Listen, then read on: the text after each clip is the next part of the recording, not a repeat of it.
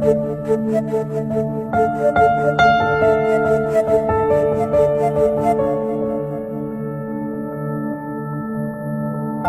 باندې به لږ بېهوشي غونته راتله دغه نو زه لړم ما خپل انویسټیګیشن وکړل نو ما ته یې ویل چې یاره تا ته لیور سیروسس دی نو بس بیا ما خپل ټریټمنټ کو چې ما سره څه جمع پونجي و هغه خو ما بس په هغې باندې یو کال کې چې کوم دی هغه خرچ شوه ډونر ما سره نو بس مونږ فیملی کې بیا خبره وکړه نو بیا خدای پاک دونه رحم وکړو چې ما ته وراره غاړه کېښوده او هغه ما ته ویل چې یاره انکل زه به تاسو ته خپل لیور درکم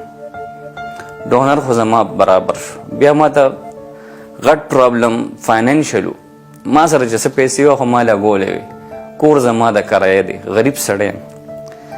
50 लाख روپۍ به زه څنګه افورډ کوم الشفا کې چې ما تپوس وکړو ما ته ویل چې تا نه به خیر دی مونږ 45 लाख واخلو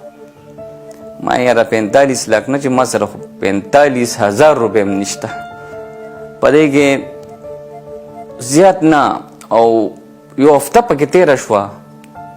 ما ته یو اډورټایزمنټ یو ملګري رولې په واټساپ باندې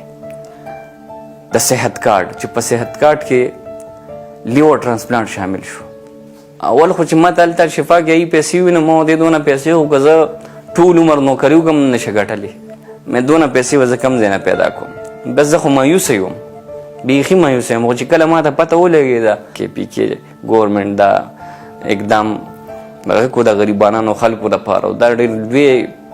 ایفرټس دي د عمران خان او د وزیر اعلی صاحب نو بیا ما خپل ایفرټس چالو کړو ما کې دوباره هغه ساه او زندګي روچته شوه کنی ما خو زندګي بایللې وه او ډېر زیات مطمئن یم ډېر زیات زما ډېر زیات خیال وساتو چې څونه ښه کار د وزیر اعلی صاحب څومره ښه کار د عمران خان چې زه یم چې خپل بچي به ته قربان کړم ځکه چې ما سره اسم نو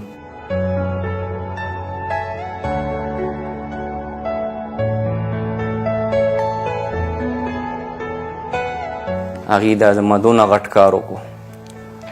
دا زموږ وس خبره نه وم زه ډېر غریب سړی زه بیا اخره کې ډېر زیات شکریه ادا کوم د عمران خان صاحب د وزیر اعلی صاحب زما د سر ستاسو نه قربان شه